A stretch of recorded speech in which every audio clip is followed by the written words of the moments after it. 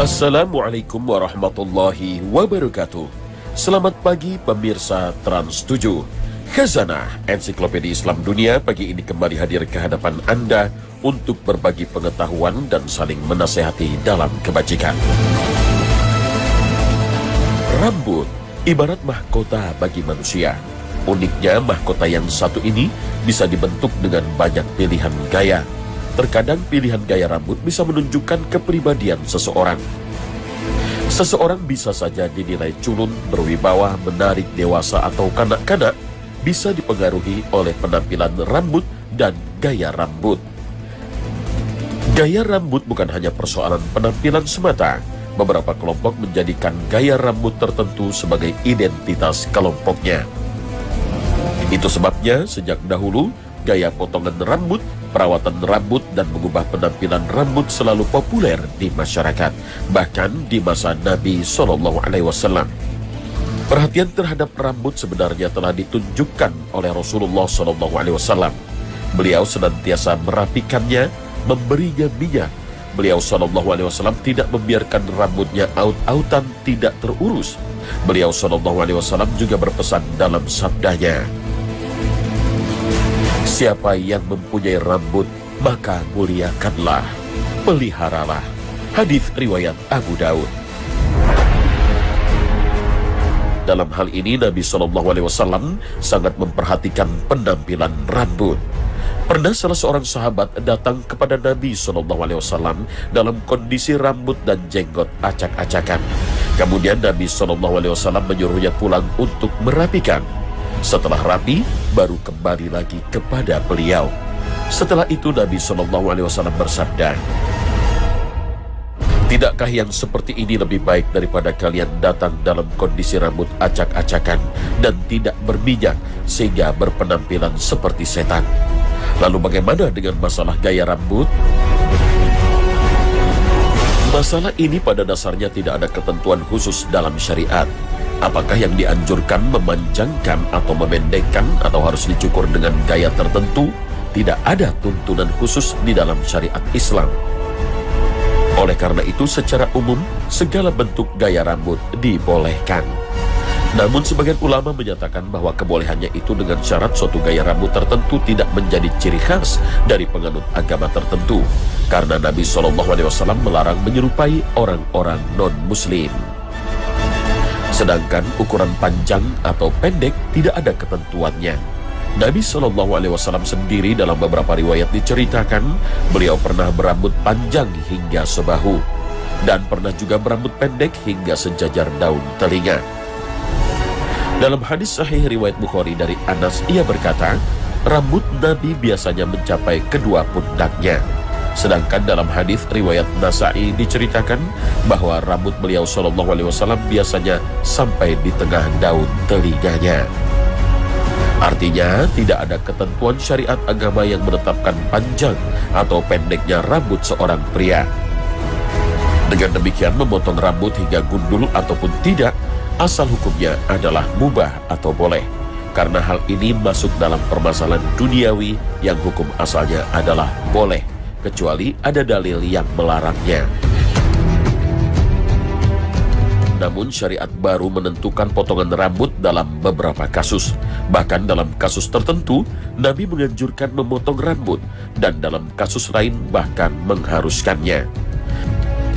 Pada kelahiran seorang bayi misalnya, syariat telah memberikan tuntunan yang merupakan rangkaian dari penyambutan bayi yang baru lahir. Salah satunya adalah dengan mencukur habis rambutnya pada hari ke-7.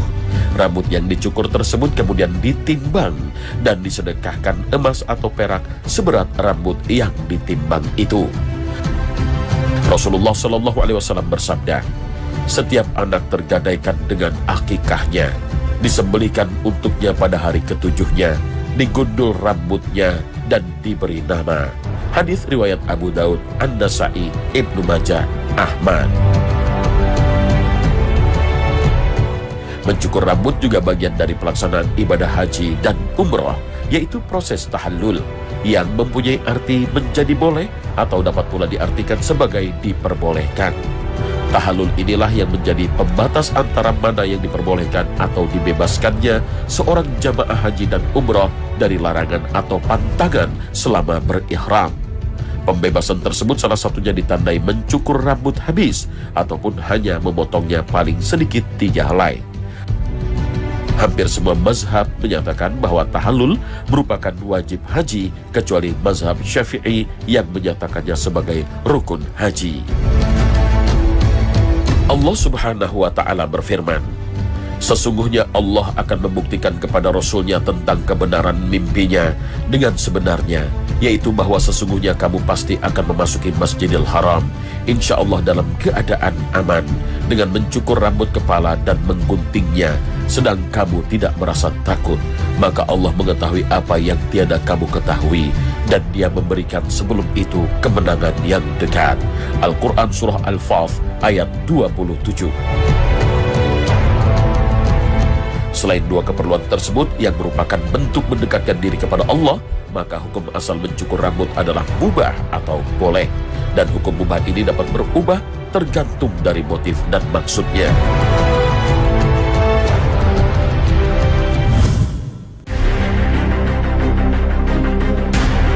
Pemirsa Khazanah, memotong rambut menjadi masalah jika terkait dengan gaya potongan.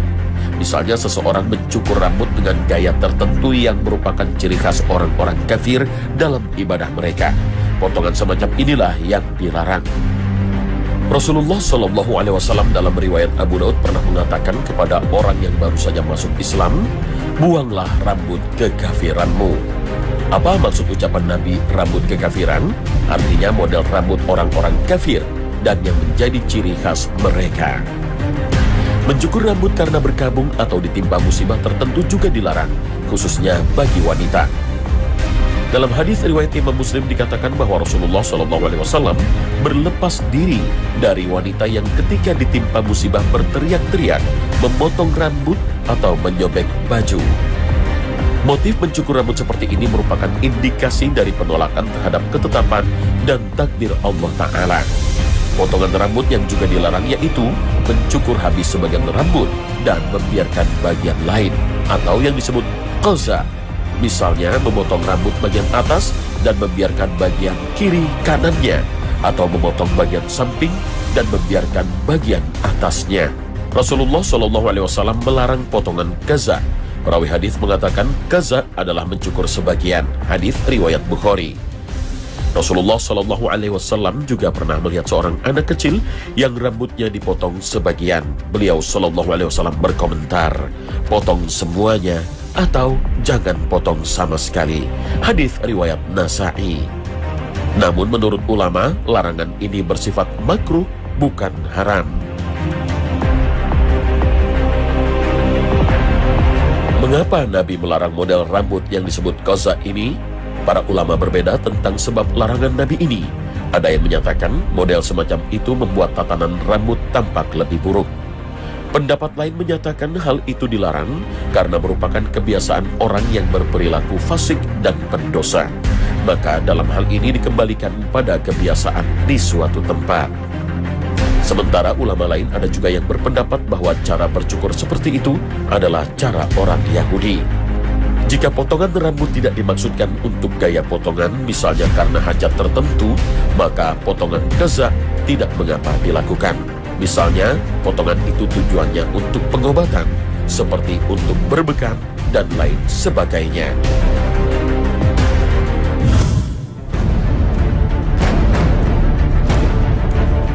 Pemirsa Khazanah, lalu bagaimana dengan rambut wanita? Apakah ada anjuran khusus tentang gaya rambut? Satu hal yang disepakati adalah rambut wanita dalam Islam merupakan aurat yang harus ditutupi. Katakanlah kepada wanita yang beriman, hendaklah mereka menahan pandangannya dan kemaluannya, dan janganlah mereka menampakkan perhiasannya kecuali yang biasa nampak daripadanya. Dan hendaklah mereka menutupkan kain kudung kepadanya, Dan janganlah menampakkan perhiasannya kecuali kepada suami mereka, atau ayah mereka, atau ayah suami mereka, atau putra-putra mereka, atau putra-putra suami mereka, atau saudara-saudara laki-laki mereka, atau putra-putra saudara lelaki mereka, atau putra-putra saudara perempuan mereka, atau wanita-wanita Islam, atau budak-budak yang mereka miliki, atau pelayan-pelayan laki-laki yang tidak mempunyai keinginan terhadap wanita, atau anak-anak yang belum mengerti tentang aurat wanita. Dan janganlah mereka memukulkan kakinya agar diketahui perhiasan yang mereka sembunyikan. Dan bertaubatlah kamu sekalian kepada Allah, hai orang-orang yang beriman, supaya kamu beruntung. Al-Quran Surah An-Nur ayat 31.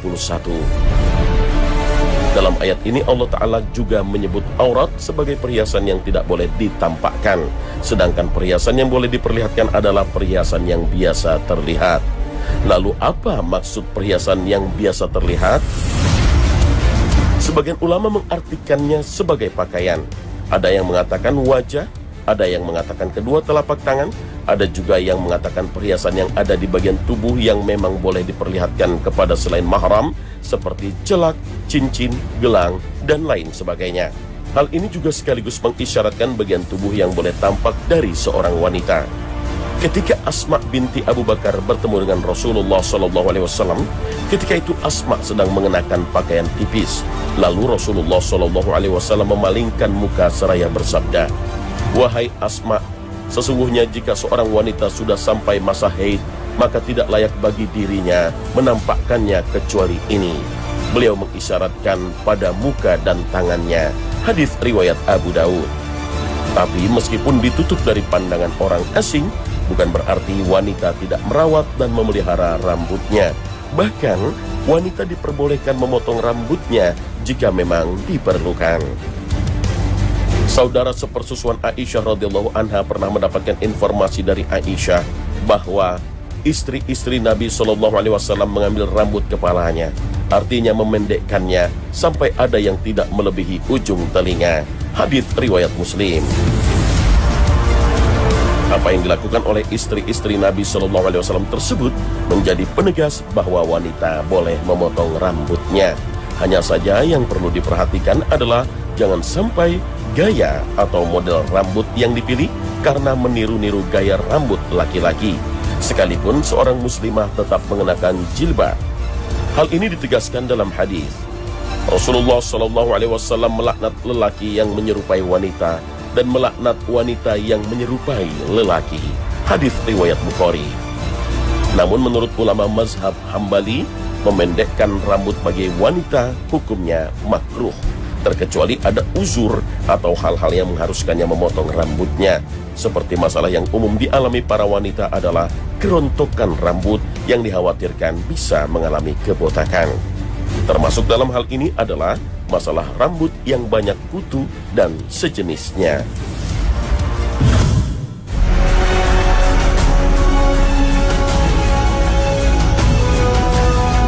Pemirsa Khazanah, sebagai perhiasan, rambut seringkali diwarnai dengan berbagai macam warna.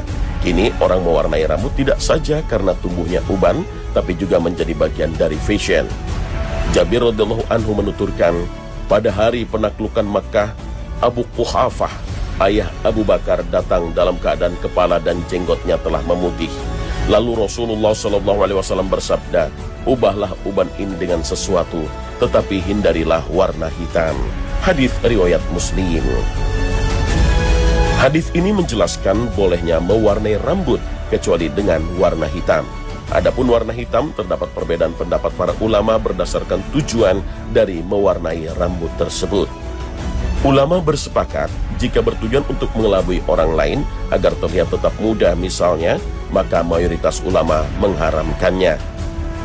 Tapi jika menyemir rambut dengan warna hitam tujuannya lain demi sesuatu kemuliaan, misalnya untuk tujuan berperang, maka para ulama sepakat membolehkannya.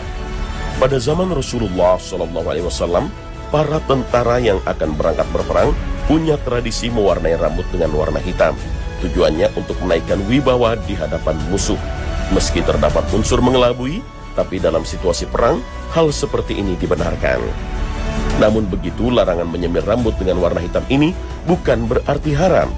Para ulama menegaskan penyemiran warna hitam selain yang di luar maksud perang tidak sampai kategori haram, tapi makruh.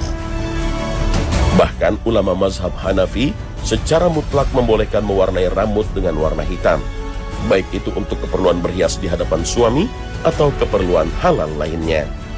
Sedangkan pendapat yang masyhur dari kalangan mazhab Syafi'i mengharamkan penggunaan warna hitam untuk mewarnai rambut. Pengecualian warna hitam hanya untuk mereka yang pergi berperang saja. Adapun untuk penggunaan sehari-hari tidaklah diperbolehkan. Hal ini didasarkan pada sabda Rasulullah Shallallahu Alaihi Wasallam. Akan ada di akhir zaman kaum yang menyemir rambutnya seperti bulu merpati hitam, maka dia tidak mencium bau surga. Hadis riwayat Abu Daud. Yang perlu diperhatikan juga adalah bahan untuk pewarna rambut haruslah dari yang halal dan tidak najis.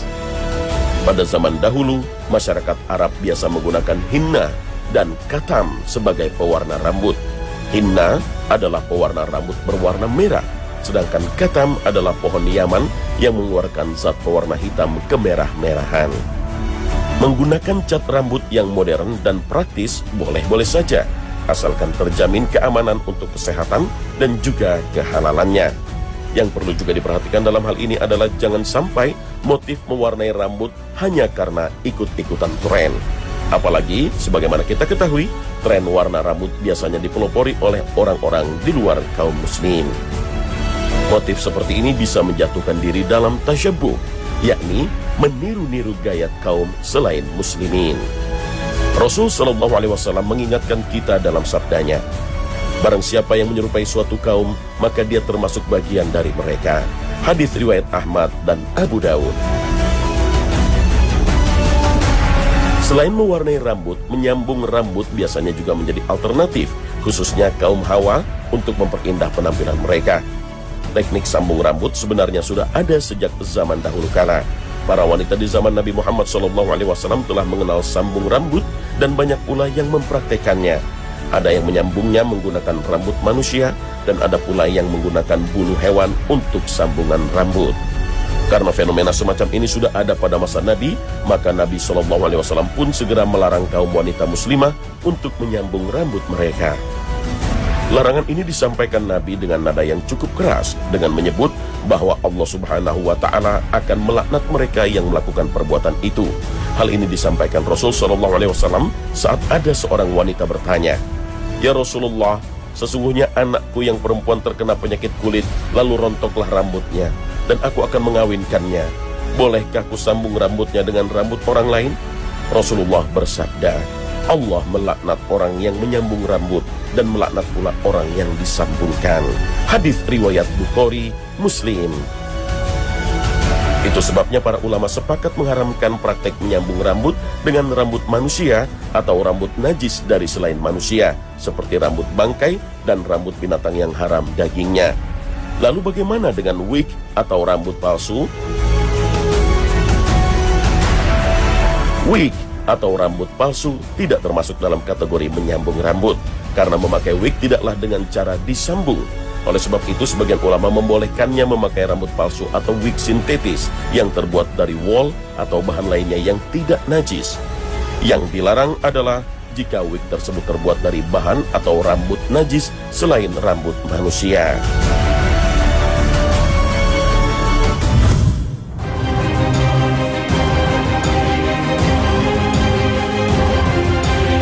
Pemirsa Khazanah, uban bagi sebagian orang menjadi masalah karena warna dan sifatnya yang mengganggu. Banyak yang merasa bahwa uban membuat penampilan menjadi kurang segar dan rapi, apalagi jika uban tumbuh di usia muda. Uban juga menjadi penyebab rasa gatal yang amat sangat di daerah kepala sehingga ingin dihilangkan dengan segera. Namun begitu tumbuhnya uban sebenarnya merupakan fase alami yang dialami oleh manusia.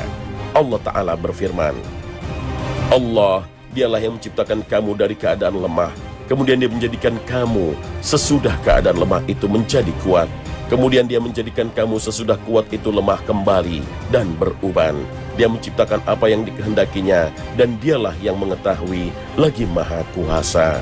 Al-Quran Surah Ar-Rum ayat 34. Akan tetapi banyak orang yang tidak mau kelihatan tua, sehingga rambut yang mulai memutih ditutupi dengan berbagai cara. Ada yang menyemirnya dengan warna hitam, ada pula yang mencabutnya. Padahal mencabut uban merupakan perbuatan yang dilarang. Rasulullah juga mengisyaratkan hal ini dengan sabdanya, "Janganlah mencabut uban, karena uban adalah cahaya pada hari kiamat. Siapa yang memiliki sehelai uban dalam Islam, dia muslim, maka dengan uban itu akan dicatat baginya satu kebaikan. Dengan uban itu akan dihapuskan satu kesalahan. Juga dengannya akan ditinggikan satu derajat." Hadis riwayat Ahmad dan lafalnya dari Abu Daud. Larangan Nabi SAW mencabut uban ini menurut beberapa ulama bermakna makruh hukumnya. Lalu, apa rahasia larangan mencabut uban ini? Pemirsa, jangan kemana-mana, Khazanah akan segera kembali sesaat lagi. Pemirsa Khazanah, larangan mencabut uban ternyata memiliki hikmah yang luar biasa yang baru diketahui akhir-akhir ini. Menurut penelitian, mencabut uban bisa memberikan dampak buruk bagi kesehatan. Bisa membuat kerusakan pada folikel rambut dan saraf sekitar rambut, dan juga menyebabkan infeksi pada bekas cabutan. Apalagi jika uban yang dicabut dalam jumlah yang tidak sedikit dan waktunya relatif sering. Pencabutan uban ini juga mengakibatkan pertumbuhan rambut akan terganggu. Kebiasaan ini juga pada akhirnya akan mengganggu sinyal syaraf yang memproduksi warna rambut, hingga pertumbuhan dan warna rambut akan terganggu. Bisa jadi jumlah rambut akan berkurang dan uban tetap jumlahnya. Pemirsa Khazanah, berpenampilan indah dan sedap dipandang bukanlah berlebihan. Berpakaian indah dan berpenampilan menarik bukanlah perilaku berlebihan. Bahkan dianjurkan dalam agama. Karena memperbaiki penampilan termasuk tindakan untuk menampakkan nikmat Allah yang telah diberikan kepadanya. Rasul SAW bersabda, "Sesungguhnya Allah senang melihat tanda nikmat yang diberikan kepada hamba-hambanya." Hadis riwayat Tirmizi dan Hakim. Nah pemirsa, sampai di sini perjumpaan kita hari ini. Semoga menginspirasi bagi Anda. Terima kasih atas perhatian Anda. Wassalamualaikum warahmatullahi wabarakatuh.